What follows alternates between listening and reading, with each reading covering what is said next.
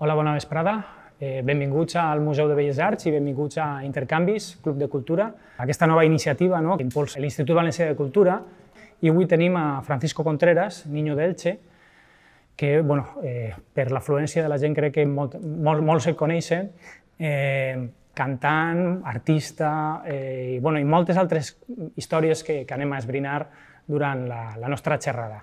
Me gustaría hacer una breve intro, porque digamos que te iniciaste en el ámbito del flamenco, en el cante, y luego decidiste romper un poco con todo ello para ir ahondando en otras disciplinas artísticas, ¿no? Entonces, me gustaría empezar un poco por esas inquietudes que has ido desarrollando y que explicaras si hubo una especie de momento epifánico en el que decidiste, pues ya digo, el flamenco como tal o el flamenco más ortodoxo no me sirve para expresarme y a partir de ahí voy a explorar otras vías, ¿no?, de comunicación. Bueno, antes de nada, dar las buenas tardes, la buena vesprada. Es un placer siempre poder compartir reflexiones y vivencias, ¿no?, con un grupo de personas. Bueno, el flamenco pertenece primeramente a mi espacio familiar, a esos vínculos familiares. Tenía que ver con que mi padre es un pequeño aficionado al flamenco, canta un poco y tiene que ver también con las fiestas familiares, las navidades. Ellos son de Granada, tienen una relación con esta cosa del ritual musical, diríamos, pues muy profunda, ¿no? Y ahí, a partir de ahí comenzaban mis relaciones pues con la guitarra, con el canto, mis primos, mis tías, mis tíos. Bueno, era un niño el cual entendía que ahí había algo que me podía ayudar para expresarme, para, por un lado, vincularme a unas ciertas tradiciones y por otro lado, desvincularme de otras ciertas tradiciones. Y a partir de ahí comencé a interesarme por la guitarra, cantaba en el coro escolar, ¿no? Pero es verdad que el flamenco pertenecía a ese campo que después ha sido la tónica en mi trabajo artístico. Ese campo, más que una disciplina artística, es más un campo de sentido, un campo casi semántico, el cual pues me acompaña y no pertenece a un espacio concreto, el flamenco, ¿no? Pertenece más a unas lógicas de abordar la práctica artística, ¿no?, en relación también con las formas de vida, las formas de hacer. Y a partir de ahí pues entiendo que el flamenco es un motor, una caja de herramientas al estilo Benjamin, el cual me ayuda a seguir construyendo pues imaginarios, discursos, entender esta cosa del vivir, de la práctica artística, ¿no?, el arte vida que nos enseña Cage, ¿no? Y todo eso, el flamenco sí es una muy buena plataforma para entenderlo, para entender esta práctica de lo experimental como experiencia, ¿no? Pero todo nace de esa base familiar en Elche y en esos barrios llenos de extremeños, de andaluces, de manchegos, de murcianos, ¿no?, y de todo ese imaginario, diríamos, sociológico. Bueno, muchas de estas vivencias son las que nos encontramos en el libro que publicaste a finales del año pasado, con la editorial Hurtado y Ortega, que es In Memoriam, Memorias de un exflamenco, In Memoriam, Posesiones de un exflamenco, en el que precisamente hablas de esa infancia, ¿no?, rodeada pues de tus primos, que es lo que comentabas también, ¿no?, y que empezaste pues a una edad muy temprana a las peñas, ¿no?, a cantar en las peñas, los tablaos, ya de cara a la adolescencia. Y lo que me interesa sobre todo es más en los inicios del todo. Hablas, por ejemplo, de cuando tu madre te cantaba una nana y cómo esa forma de acunarte, pues de alguna manera ya empezaste a reconocer ahí una forma de relacionarte con el mundo, dices, melancólica, una relación melancólica con el mundo, ¿no? Un poco, sí. Y me resulta muy curioso, ¿no?, que ya desde esas reflexiones que haces tú ahora, de tu infancia, y de esa relación con el mundo, ¿no? ¿Cómo la tenías tan clara o parece que ahora la tienes muy clara? Bueno, sí, claro no tengo nada, ¿no? Por eso el interrogante me acompaña constantemente y por eso me considero un artista experimental y por eso me considero una persona que por suerte cambia mucho de opinión. Eso es un valor que todos los humanos tendríamos que tener, ¿no?, en alza. Curiosamente, por lo que dices, si analizamos muchos de los trabajos artísticos de los cuales yo he podido abarcar, reflexionar, etcétera, desarrollar, pues muchos de ellos están basados o se han ocupado o preocupado en desmitificar muchas de las cuestiones pues, en relación con la construcción del cantaor, ¿no?, en relación con cómo se construye el flamenco. No tiene nada que ver con las familias cantaoras, no tiene nada que ver con Andalucía en el sentido de construcción del imaginario, pero precisamente yo me podía haber utilizado o me voy a haber aprovechado de esos imaginarios románticos para afianzar mucho más mi posición dentro del mundo del flamenco, porque realmente en mí sí se ha cumplido mucho, ¿no? Una familia que ha cantado, ¿no?, las nanas que te cantaba tu madre, los concursos del flamenco, los tablaos, las compañías, yo tocando la guitarra, me cortaron las uñas, que es un rito que tiene que ver, ¿no?, casi esotérico, en relación para que salga un niño cantando bien, ¿no? Eso también me lo hicieron mis padres, también lo cuento en el libro, ¿no?, este rito que tiene que ver con cortarte la uña detrás de una puerta mientras te cantan una nana, ¿no? Bueno, pues conmigo se cumplen todas las ideas románticas que después yo he ido intentando desmitificar en muchos de mis trabajos, ¿no? Pero bueno, es la paradoja y la contradicción que me acompaña constantemente. En el libro hay un momento que es cuando tú estás viviendo en Sevilla, que también me parece bastante clarificador para intentar comprender el camino que has ido llevando a cabo, ¿no?, que es cuando dices que ves un reportaje, me parece que es en Televisión Española, un anuncio, la figura de Francis Bacon, sí, ¿no?, y cómo a partir de ahí pues, hay un clic, ¿no?, de alguna manera. Sí, Francis Bacon es uno de mis grandes referentes. Cuando me preguntan en muchas entrevistas porque desglose ciertos referentes, siempre anhelan que les hable de cantantes, ¿no?, como si el cantar tuviesen el derecho de hacerlo solamente los cantantes o en general los cantantes, ¿no? Y no tiene nada que ver, mi perspectiva del canto, de la voz, no tiene nada que ver con eso. Las vocas de Francis Bacon, lógicamente, encantan mucho más que todos los cantadores de la historia juntos y tienen una expresión mucho más interesante y mucho más cercana a mis posiciones artísticas que lo pueden tener muchos cantadores o muchos otros cantantes. Cuando vi esa obra de Francis Bacon, que fue, si no recuerdo mal, babuino detrás de una reja o algo así, que la vi durante 30 segundos, era un anuncio sobre la exposición que se hizo en el centenario, creo que de su nacimiento, en el Prado, y bueno, hubo algo ahí que me llamó la atención, y yo estaba dando una serie de conciertos en las universidades de Madrid y Castilla y León, y bueno, me saqué el billete 2 días antes y visité aquella exposición, lógicamente sin enterarme de nada. Yo no tenía ni zorra idea quién era Francis Bacon, pero por eso mismo fui a esa exposición y pasé por aquel túnel de violencia, de sexualidad, ¿no?, de todas esas connotaciones temáticas que tenía tan interesantes, Bacon, la sangre, todo tenía que ver también mucho con el flamenco y tenía que ver también mucho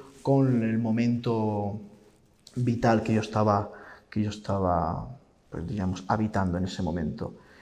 Salí de aquella exposición, tampoco sin enterarme mucho, pero sí mis ojos sí se rasgaron en cierta forma de aquello que vi y que ahora mismo me encantaría volver a ver, porque no ha podido ser. Y entonces de aquella exposición salí, recuerdo, con el catálogo que se hizo para aquella exposición. Salí con un libro de los sonetos de Shakespeare, porque Bacon lo referenciaba, con un libro de T.C. Eliot y con un disco de John Cage, las sonatas de John Cage. Yo me imaginé que aquello más o menos me podía ayudar a entender o a construir algo en relación con aquello que había visto, ¿no? Después llegué a Sevilla, yo ya había hecho algunos experimentos, había colaborado con un colectivo que se llamaba Bulo y Tanguerías, que era Santi Barber y Raúl Cantizano, en el cual también colaboraba Llorenç Barber, ¿no?, el gran músico valenciano, campanólogo y otras cuestiones. Y a partir de ahí entendí que ellos eran las personas que me podían ayudar a encontrar mi vínculo más hondo con Francis Bacon. Y ahí hay un momento que cambia mi estética absoluta, mi forma de ver el mundo, en un sentido artístico y vital, y comienzo a sumergirme en esta cosa de muchísimas cuestiones que Bacon ya planteaba, la violencia, la fuerza, ¿no? Cantar las fuerzas, los cuerpos, ¿no? El cuerpo cansado, cómo puede cantar un cuerpo cansado, qué supone un cuerpo, cómo puede sonar un cuerpo Bacon, ¿no? Todo eso aparecía en aquella performance que hice en El Escorchador de Elche. Y ahí hay un vuelco absoluto de lo que yo entiendo por arte y por música. Ahí comienza, creo que es un punto de inflexión grandísimo y que cualquiera que se pueda acercar a las cosas que he hecho sin haber visto aquella performance realmente no va a entender mucho, ¿no? Claro. Y es un camino que ya digo que has ido siguiendo, has ido potenciando. Recientemente, en Teatro de la Abadía, ¿no? También por la parte poética, Descendimiento, ¿no? Que es una obra también bastante potente, y en el Reina Sofía tienes tu proyecto sobre Valdelomar, que yo creo que también dice mucho, ¿no? de todas esas inquietudes que has ido desarrollando y que te van complementando de alguna manera, ¿no? Te van enriqueciendo y vas fortaleciendo también tu propio discurso. Sí, yo diría complementando, pero diría también desplazando. Son como empujones que uno va teniendo. Sí, yo me acerco a las cosas, yo soy una especie de elefante en cacharrería, ¿no? Soy una persona no autodidacta, porque no existe la concepción autodidacta, es una ilusión. Tengo la suerte de haberme encontrado con mucha gente que me sigue ayudando a aprender cosas, ¿no?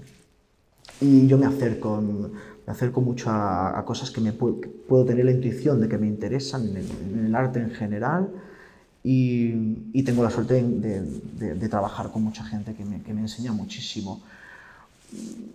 Y después me interesa mucho también esta cosa de acercarme a artistas que siempre intuyo de que su obra, por suerte, es inacabada, de que están esperando, en cierta forma, de que venga alguien a continuar una especie de legado, de discurso, a complementarlo, a hacer tal vez un acto iconoclasta, ¿no? a ponerlo en crisis, en cuestión, ¿no?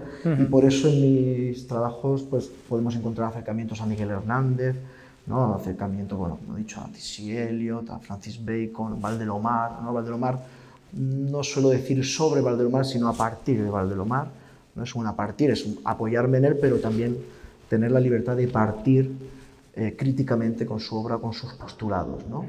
Eso para mí siempre es muy importante. No hago estos trabajos en un sentido de homenaje, ¿no? Muchas veces el homenaje es lo peor que se le puede hacer a un autor que ya no está, ¿no?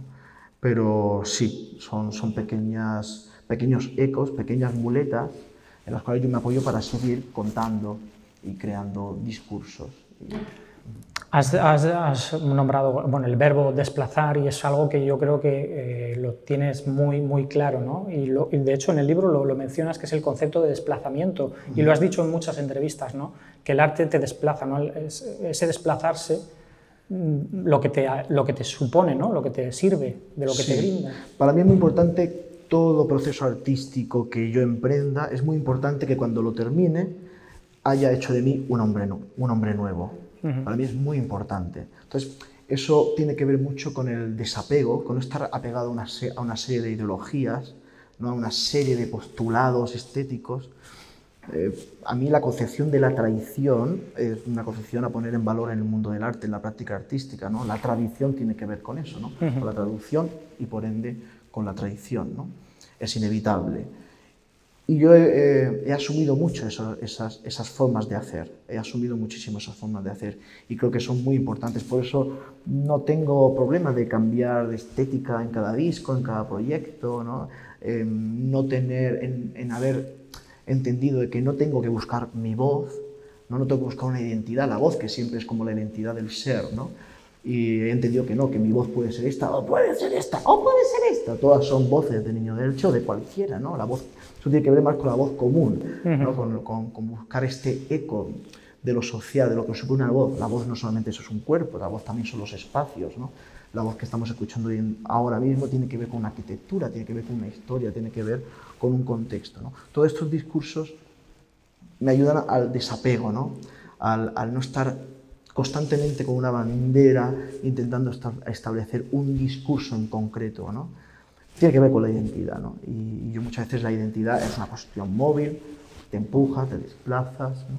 Y eso es fascinante. O sea, por lo que decía antes de cambio de opinión, pues cambiar, sentirte un ser diferente cada vez que tienes una experiencia, ¿no? Ajá. Pues claro, te lleva a un territorio muy cercano a eso que decía un autor que me gusta mucho, Christian Baudin, ¿no?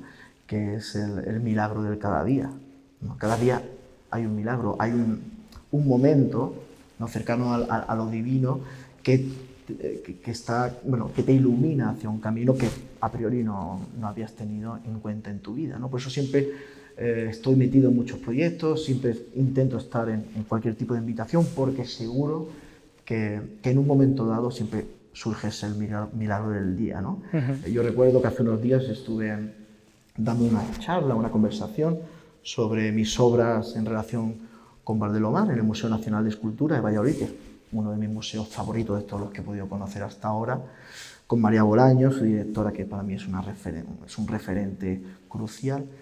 Y el paseo que di con María, el museo estaba cerrado, el paseo que di con María viendo las nuevas exposiciones que ella había generado y hablando sobre los trajes de los verdugos, de los pasos de Semana Santa, de vallisoletanos, etc., pues claro, me dio una serie de códigos para el nuevo espectáculo, ¿no? Y me iluminó una serie de cuestiones que claro, que si no hubiese visitado el museo y hubiese charlado sobre Valdelomar y hubiese estado con ella comiendo y reflexionando sobre las rayas y su significado de lo demoníaco y los gestos de los verdugos, esos segundos personajes que aparecen en los pasos de Semana Santa, pues no hubiese llegado a ciertas reflexiones. Para mí eso fue el milagro, ¿no? Y para mí es muy importante eso, es muy importante. Y eso tiene que ver con la concepción de desplazamiento y tiene que ver con el estar abierto a que te sucedan cosas, ¿no? A que esa cosa que decía Lorca del duende, que fue quien se lo inventó, pues tiene que ser eso, esa sorpresa, ¿no? Que te empuja hacia un lado inesperado. Y para mí eso tiene que ver también con lo experimental, con la experiencia, y tiene que ver con el superar miedos y por ende superar prejuicios. Lo único que a lo mejor ese desapego es lo que has visto, pienso, que ha recibido más controversia por parte de la gente más ortodoxa. Y sobre todo en el tema del flamenco, ¿no? Que te la han achacado mucho quizá, pues claro, que no te has mantenido fiel. Y no sé cómo es esa especie como de reivindicación por tu parte y defensa por tu parte de ser más libre, de poder, pues eso, tocar varios palos, y no hablo de los palos del flamenco, y no permanecer siempre tan hermético.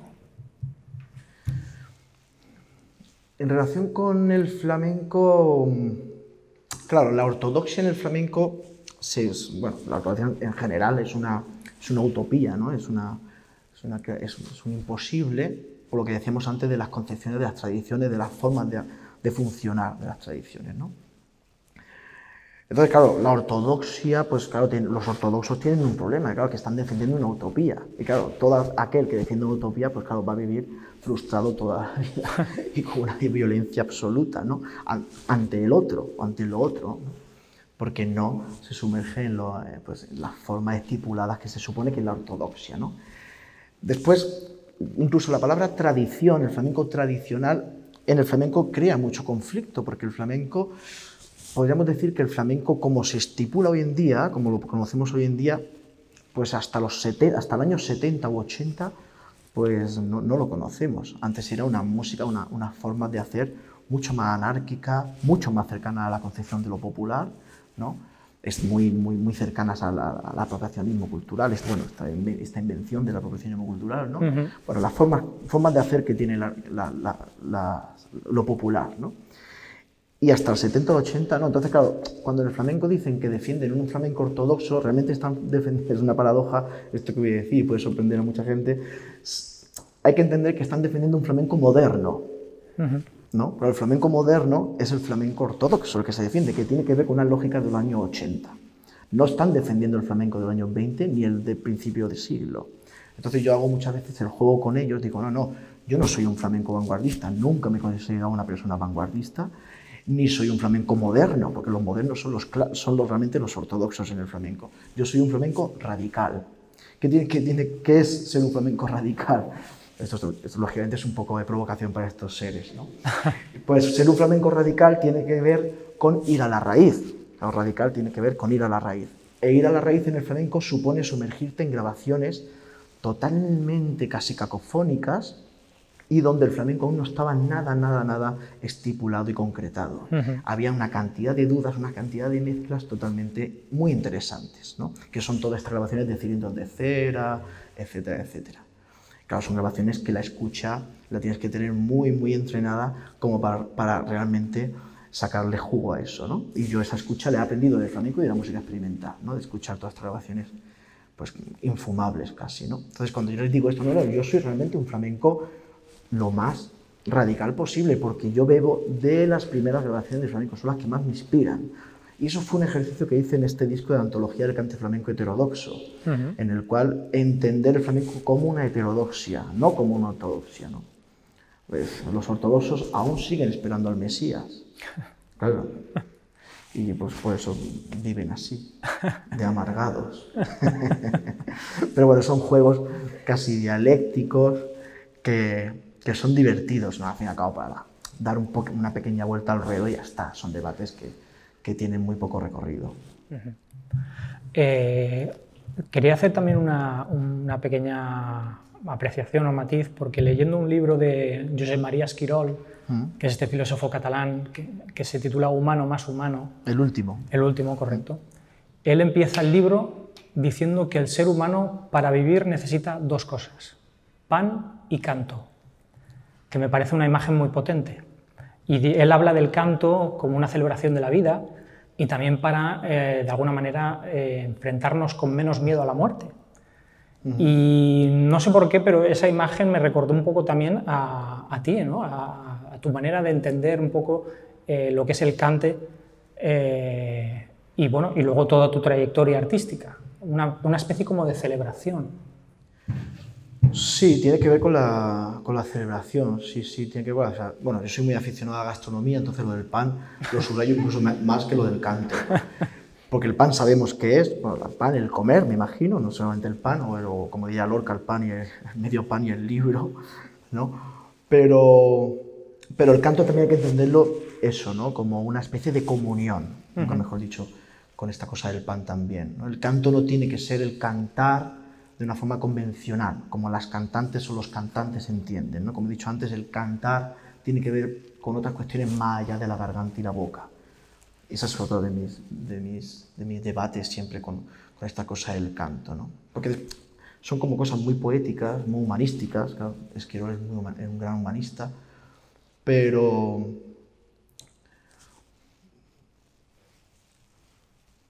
la conexión con el canto tampoco tiene que ver solamente con una celebración en un sentido positivo, ¿no? También tiene que ver con la sumersión de lo hondo, de la tragedia. Sí, él también habla del amparo. El amparo, sí, le hablaba también del amparo, sí. Y sí, pero puedo entender, a mí lo que más me interesa del canto, sobre todo, es que genera vínculos, sin duda alguna. Sí. Y eso lo hemos vivido, pues lo vivimos lógicamente en las celebraciones religiosas, ¿no? El canto gregoriano es el canto popular por excelencia, ¿no? El canto democrático por excelencia, sin duda alguna, ¿no? ¿Qué más cantos? Pues, bueno, el otro día escuchaba un disco de David Topp, ¿no? De los pigmeos, por ejemplo, de los ritos chamánicos, ¿no?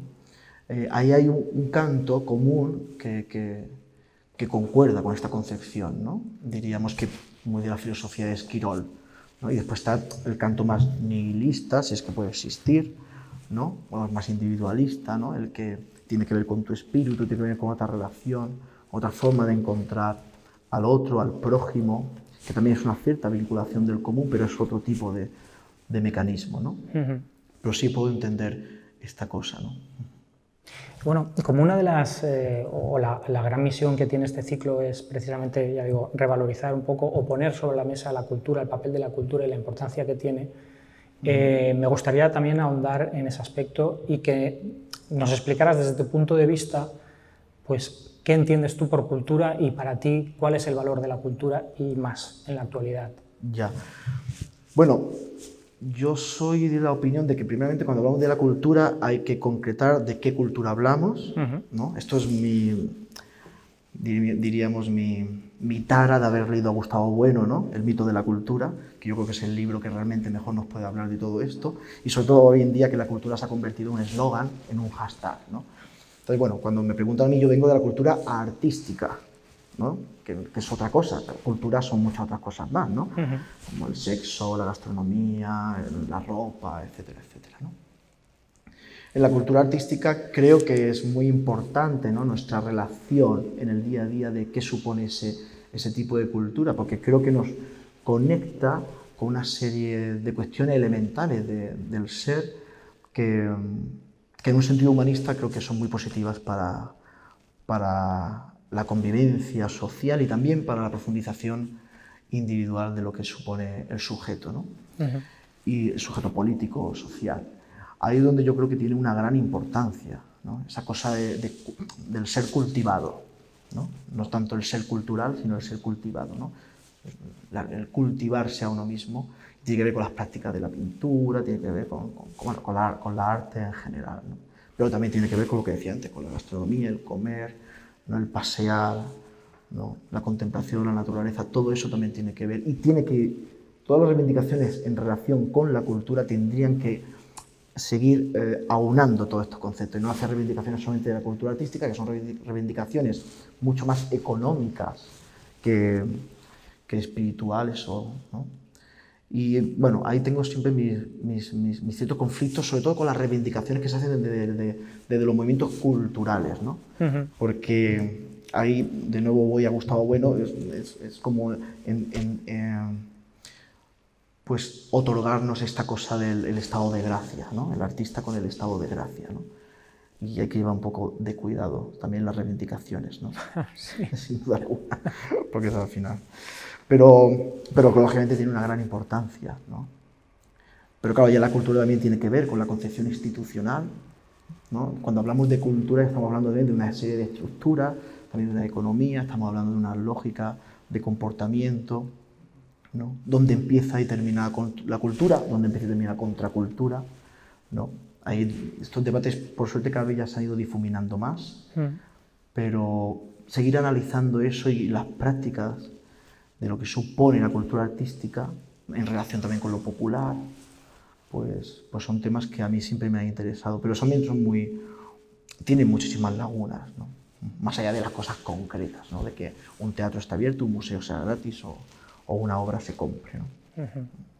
Sí, es que a mí me interesa, por ejemplo, más el apartado eso como de enriquecimiento, ¿no? Que todas estas manifestaciones, prácticas, diálogos, pues de alguna manera nos van nutriendo poquito a poco para despertarnos de una especie de letargo y poder emanciparnos también intelectualmente. Sí, ahí tendríamos que añadir cultura crítica. Sí. Yo creo que ahí es donde tendríamos tal vez un elemento, digamos, terminológico para poder abordarlo, ¿no? Pero bueno, otra cultura que no sea crítica pues también puede ser válida para según qué cuestiones. Sí, hombre, claro. Sí, pero, por ejemplo, tú con esa especie de roturas, ¿no? O de no intentar de alguna manera seguir cánones, sino pues lo que comentabas también hace un momento, ¿no? De cada día poder ser otro, pues también se van enriqueciendo, ¿no? Y se van transformando esas otras realidades que conforman la vida. Sí, lo mismo que a mí me pasa, que cualquier persona te puede venir un día y cambiarte la vida con una palabra, una frase o un gesto, pues uno siempre tiene la ilusión de que tal vez la labor en la que uno está sumergido pues pueda también cambiar de repente la vida, no como un mago ni nada de eso, sino como esa cosa de los vínculos que al fin y al cabo generan ese caldo de cultivo de cambio y de progreso en el sentido más profundo de la palabra, ¿no? Para mí es importante, es muy, muy importante, pero mi motor o mi mayor motor, esto tal vez queda un poco mal decirlo en público, pero al fin y al cabo es un poco egoísta, porque cuando yo digo que intento hacer un arte crítico, sobre todo es un arte autocrítico, ¿no? Uno de los grandes espacios en los cuales yo empiezo a trabajar es todas mis contradicciones y mis paradojas, y eso pues conecta con las paradojas y las contradicciones de otra gente, ¿no? Con personas que respiran por tu misma nariz, como diría el poeta. Pero más allá de eso, ese es mi primer motor. No soy tan empático como para estar pensando en la sociedad, ¿no? Aquello, ¿no? Que no sabemos dónde empieza y termina tampoco la sociedad, pero yo empiezo siendo muy autocrítico, siendo muy conmigo mismo, con todo mi bagaje, y a partir de ahí pues veo las conexiones, ¿no? Y cierto sentimiento de responsabilidad, en el sentido de que tu obra y tú, por ejemplo, puedes llegar a transformar a otra persona. Cada vez soy menos partidario de que el artista tiene más responsabilidad social que un fontanero o un carnicero. Creo que ese plus de responsabilidad que es el artista, yo aún no llego a entenderlo. Hace poco he tenido un conflicto, ¿no?, con uno de los intelectuales españoles, ¿no?, porque le estaba exigiendo a los artistas que vivimos en Madrid pues una serie de movimientos contra la ultraderecha, ¿no? Entonces se exige a los artistas más que tal vez a tu vecino del cuarto, no sé por qué, pero se nos considera que tenemos, no sé, otro tipo de luz hacia la sociedad, o que tenemos otro tipo de convicción, pero lo político no tiene que ver tanto con esta cosa macro, tiene que ver con ese día a día y con ese hilvanar, ¿no? Nihilismo, como bien enseña Esquirol, es soltarse del hilo, ¿no? Entonces nuestra función es seguir cogiendo ese hilo y seguir cosiendo, ¿no? Y eso sí puede estar muy bien como ejercicio, ¿no?, mediático, pero cada vez creo más en la micropolítica y en estas formas de amasar poco a poco, ¿no? Bueno, no sé si llegado a este punto podemos abrir la participación al público y que, bueno, cualquiera que quiera lanzar alguna pregunta, que aproveche ahora. Vale. Hola, en principio agradeceros a los dos la conversación. Quería preguntarte varias cosas. Primero, la pregunta fácil, la otra es peor. La fácil es ¿qué niño de Elche nos vamos a encontrar la semana que viene cuando vayamos al teatro principal? Muy bien. Es decir, esta me interesa mucho y va relacionado con la segunda. Bueno, con una segunda que sería... Has hablado de John Cage, sí. No sé si la idea del azar o cada vez que inicias un espectáculo tú también lanzas el I Ching para preguntar. Pero hablando de Cage, me interesa mucho tu relación con Zag, con Esther Ferrer, con el trabajo de Esther Ferrer, si te interesó la obra de Isidoro Valcárcel Medina, y el elemento teórico de Pedro G. Si crees que Pedro G., cuando teoriza sobre flamenco y arte contemporáneo, realmente está abriendo líneas que a gente como tú, en un momento dado, te pueden interesar o te pueden ampliar la visión de las cosas. Y esto llega a la tercera pregunta, que es que me gustaría que hablases cómo te planteas el trabajo que estás haciendo en la Abadía, donde cada vez que he visto al niño de Elche, aparte que hay muchos niños de Elche, hay una acción performativa, pero que te entregas en que todo tu cuerpo se convierte en una especie de materia plástica para el otro. Y es de una generosidad que no ves en muchísima gente. Yo no sé si es que te lanzas al vacío o esa acción performativa va incluso más allá de lo que se te está pidiendo. Y esa era la pregunta que yo me hago cada vez que te he visto en obras que no eran tuyas, pero que te entregabas ahí. Vale. Muchas gracias. Muchas gracias. A ver si voy, que cada vez retengo menos, pero a ver si puedo. Bueno, lógicamente lo performativo tiene que ver con mis influencias de Zag, lógicamente, y bueno, con el dadaísmo y con las vanguardias clásicas. Tengo la suerte de haber trabajado de tener relación con Isidoro Valcárcel Medina. Lógicamente él colaboró en el primer libro que escribí. Hace poco lo invitamos a un taller sobre la voz y sobre la tecnología del lenguaje y todas estas cuestiones, y la música, en taller Media Lab Prado. Sobre todo, yo creo que Isidoro es el gran ejemplo, primeramente, de la austeridad, de la inteligencia más divertida, ¿no? Y sobre todo yo creo que es un artista intergeneracional, por supuesto, y que de repente se coloca en un espacio, ¿cómo te diría?, un espacio indisciplinar, ¿no? Isidoro abarca un montón de cuestiones y no abarca ninguna. Y ahí me interesa mucho, y toda la gente su sentido de lo político supera. Yo creo que de su generación es el más brillante con diferencia, sin duda alguna. Después, claro, Esther Ferrer, también he tenido la suerte de conocerla en París por amigos en común, y está más, diríamos, más cercana a las concepciones, pues, claro, de Key, de las vanguardias clásicas. Creo que eso para mi proceso ha tenido un cierto tiempo, pero también me ha interesado muchísimo siempre su trabajo. Toda mi ala performativa tiene que ver con esa parte, esa concepción del cuerpo como sujeto político, el cuerpo como plástica, como sonido, ¿no? Como elemento emancipador, individual, a la vez común, bueno, todos esos discursos que en Zag se desarrollaron tan bien. Esto por un lado. Lo de la generosidad de los espectáculos, que no son míos, todos los espectáculos son míos, en cierta forma, y no lo son. Claro, cuando uno está en un espectáculo debe de tener la conciencia de que es parte de eso, ¿no? Y en Descendimiento, esta obra de Carlos Marquerie, con textos de Ada Salas, yo he sentido que el discurso pertenecía a mí. Yo creo que de la mejor forma posible de colaborar de una forma profunda con cualquier tipo de artista. Y la primera, ¿a qué niño de Elche? Pues yo no lo sé. Sé que vengo con Raúl Cantizano y hay una serie de repertorio. El repertorio, como diría Isidoro Valcárcel Medina, siempre marca un poco la tendencia de ese concierto, por decirlo, porque es un concierto. Esto sí es un concierto, lo podríamos catalogar ahí. Pero es verdad que por ejemplo, yo que he trabajado mucho la libre improvisación, ¿no? Que ahora se ha convertido en una estética y en una tendencia de hacer ruiditos. Pero claro, para mí la libre improvisación no tiene nada que ver con el proceso final, con lo que se escucha, sino el antes de ejecutar con la voz o con el instrumento, ¿no? Y eso puedo estar haciendo una canción de Chabela Vargas, o puedo estar haciendo una canción, un texto de Didier Guberman, pero todo está hecho desde una actitud improvisatoria. Y eso hace que cada concierto pueda ser realmente una experiencia un poco diferenciada de lo que se ha podido ver, más allá de, lógicamente, de grandes rasgos diferenciadores estéticos o conceptuales, ¿no? De ese momento. Pero para mí siempre ese espíritu improvisatorio tiene que ver con mi práctica de la libre improvisación, que es siempre la actitud antes del gesto o de, como diría Stockhausen, de empujar los sonidos, ¿no? Y son pequeñas lógicas que se van quedando en mi ser.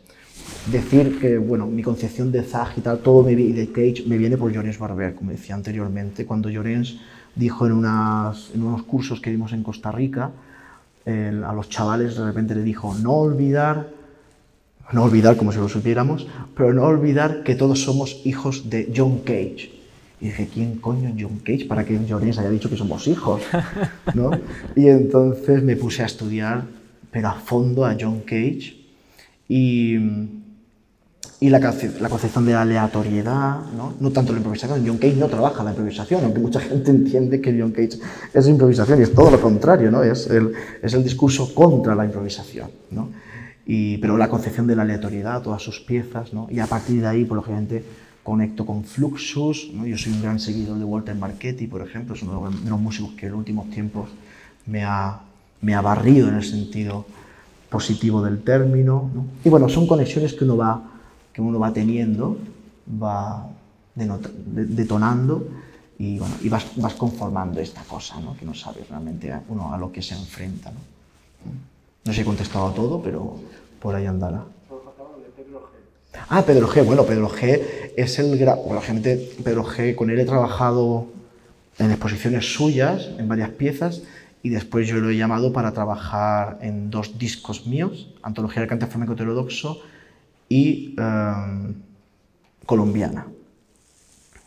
Y también los trabajos con Israel Galván. Él ha hecho textos, los títulos, nos ayuda, somos grandes amigos. También fui a los documentales de Kassel, ¿no? Junto a él y a Israel Galván, éramos el trío. Bueno, él me invitó a trabajos en el MACBA. Bueno, con Pedro G. tengo una gran amistad y un gran vínculo, y lógicamente mi visión del flamenco no se puede entender sin su presencia, lógicamente, ¿no? Yo creo que es la persona que mejor ha sabido conectar el arte contemporáneo, si es que se puede decir esto, pero por entendernos, con el flamenco, ¿no? Y esta cosa de entender el flamenco como arte popular moderno, bueno, todos sus discursos, ¿no? Y un tipo que ha desarrollado discursos en relación con Guy Debord, en relación con Valdelomar, en relación con Ocaña, ¿no? Todos estos trabajos, por supuesto la exposición que hizo con Patricia Molins de la Noche Española en el Reina, después el trabajo también para el proyecto de Fuerza Nueva junto a los planetas, ¿no? Él fue quien nos ayudó a recopilar y a trabajar sobre esas concepciones de los himnos y de las canciones populares. Sí, Pedro G pertenece, pues mira, este año termino un disco en octubre y un espectáculo que lo estoy trabajando con Ramón Andrés, ¿no? El filósofo y escritor Ramón Andrés, y ahí se cierra, yo creo, una etapa de mi vida, también discográfica y de trabajos artísticos, en los cuales he trabajado seguramente con las personas que en un sentido de pensamiento más me han influido, que es Pedro G. Romero, Miguel Álvarez Fernández, que es el productor con quien he hecho el disco de Valdelomar, con quien he hecho la exposición de Reina Sofía, con quien estoy haciendo pues un trabajo para el Museo Fostel de Malpartida, o tantos otros trabajos que estoy haciendo con Miguel Álvarez Fernández y Ramón Andrés. Son tres pensadores que he trabajado estoy trabajando codo a codo con ellos y que se puede entender muy bien mi forma de pensar, ¿no? Mi forma de hasta ahora. A partir de ahora, pues el año que viene, pues tendré otra gente, me imagino. Podré engañar a otros y a otras. Sí. ¿Alguna otra intervención? Sois muchos, ¿eh? No me creo yo que nadie quiera hacer alguna pregunta. Cuando se habla de ti, se suelen situar en dos polos. El negativo, que es sobre todo el mundo de la ortodoxia, el grupo de los puristas, que te llaman traidor, que no aportas nada al flamenco, y luego creo que te han dado más que a Enrique Morente, es decir. Sí. Y luego está el otro bando, que te califican como genio, revolucionario. De lo primero ya has hablado. ¿Y esto segundo, qué opinas cuando se te califica? Porque están equivocados todos, pero que tal vez tengan algo de razón, yo qué sé. Es que es una subjetividad tan aplastante que es difícil. La verdad que hay una siempre controversia, ¿no? Bueno, en este territorio de lo estético, de lo artístico y de lo político también, ¿no? Entonces, claro, de repente puede ser hoy el tipo más fascista del mundo, ¿no? Y a la media hora el mismo que me ha llamado fascista me está llamando rojo de mierda, ¿no? Y entonces con el flamenco pasa igual. De repente me están llamando como el traidor, lo que sé, ¿no? El que lo está destrozando, que no aportó nada. Y media hora después, porque me ha escuchado referenciar algo del Mochuelo, de Manuel Escacena o de Paca Aguilera, de repente entra en una especie de catarsis, yo creo que así como para exculparse, ¿no? Y me pueden llamar como genio. Yo creo que ninguna cosa ni otra, ¿no? Tiene que ver con mi tesón de trabajo y todas estas conexiones que estoy hablando. Sí, no estoy tocando ni con la varita ni nada de esto, ¿no? Sí, ni soy tan destructivo para el flamenco. Bueno, eso creo yo, no sé. Pero claro, cada cual pensará una cosa diferente. Dentro de esas conexiones y las distintas voces, te pongo tres casos concretos. ¿Por qué en su momento colaboras con Tundra? Sí. ¿Por qué con Los Planetas? ¿Por qué con Zetangana? ¿Qué te llama la atención? Tundra los conozco en el Monkey Week y entendemos, era la primera vez que una banda como ellos pues aceptan que alguien cante. Y después tuve la suerte de que los textos de Enrique Falcón, la marcha de 150 millones, pues encajaban perfectamente con el discurso que queríamos desarrollar. Eso fue un regalo, ¿no? Los planetas, bueno, nuestras conexiones, diríamos, de intereses con el flamenco, las canciones populares, el indie. Yo ya había trabajado un disco con Pony Bravo, pues ahí también había momentos que nos conectábamos, ¿no? Y con Jota tengo muy buena amistad. Y con Zetangana lo conozco, como yo he dicho algunas veces, bajo el cuadro El Guernica, y a todas las personas que conoces debajo de ese cuadro creo que nada puede salir mal. Y lo conozco por Rosalía. Estamos grabando unas cosas para Televisión Española y después, bueno, yo estaba trabajando el disco de Colombiana con músicas muy latinas y él estaba muy interesado en la música, sobre todo, bueno, la música cubana. Bueno, él me dijo, algún día tendremos que hacer algo. Digo, sí, pero es que yo no, mi imaginario no aparece. Y él fue el que me llamó una noche para hacer este tema de Un Veneno enfocado a la gala de Operación Triunfo. Y yo le dije que estaba loco, lógicamente, pero él es un tipo que tiene muy buena intuición, es una persona... Y después, lógicamente, fuimos encontrando las conexiones, ¿no? Las conexiones que nos unían. Es que siempre, muchas veces, a mí cuando me llama alguien para colaborar, o ya yo amo a alguien, al principio, lógicamente, no las tienes todas contigo de que eso vaya a funcionar, pero no hay que dejar de intentarlo, ¿no? Como decía el maestro Antonio Escotado, cuando tengas un prejuicio, acércate a él, que seguramente lo superarás, porque no será ni por asomo lo que pensabas, ¿no? Entonces, esta cosa de mancharse, en el buen sentido, de embarrarse, es una cosa que he ido aprendiendo con el tiempo y tiene que ver con esa cosa, superar prejuicios, miedos, ideas preconcebidas. Para mí eso tiene que ver también mucho con la práctica artística, con la oportunidad tan maravillosa que me ofrece el mundo del arte, que es conocer gente, conocer diferentes lógicas, conocer mundos creativos que a priori yo en la vida podía haber conocido, ¿no? Y estos 3 casos que tú comentas me cambiaron bastante, sí, sí. Pues bueno, para terminar, una reflexión que también extraigo de tu libro In Memoriam, que dices que el milagro del arte está en hacer de una muerte una exención. Sí, mi querida Angélica Lidl dice que los artistas tenemos la suerte de matar en el escenario, ¿no? y llegar a sitios impensables, ¿no? Inimaginados, ¿no? El rito artístico te permite llegar a espacios, ¿no? A estados de conciencia que otro tipo de rito no te lo permite, ¿no? Y claro, toda obra de arte está relacionada con la muerte, toda obra de arte. Y ahí para mí, pues claro, yo creo que también me dedico a esto porque mis miedos hacia la muerte, ese interrogante perenne, ¿no? Ese Dios que nos espera, pues la práctica artística me ayuda a seguir comprendiendo, ¿no? Un poco el final de las cosas, ¿no? Es el estado de las cosas, ¿no? Sí. Es lo que te podría decir muchas más cosas sobre esto, pero así de primeras podría ser esa. Pues nada, pues muchísimas gracias, Francisco, por a vosotros, este momento un placer. y a todo el público por asistir. Muchísimas gracias. Gracias.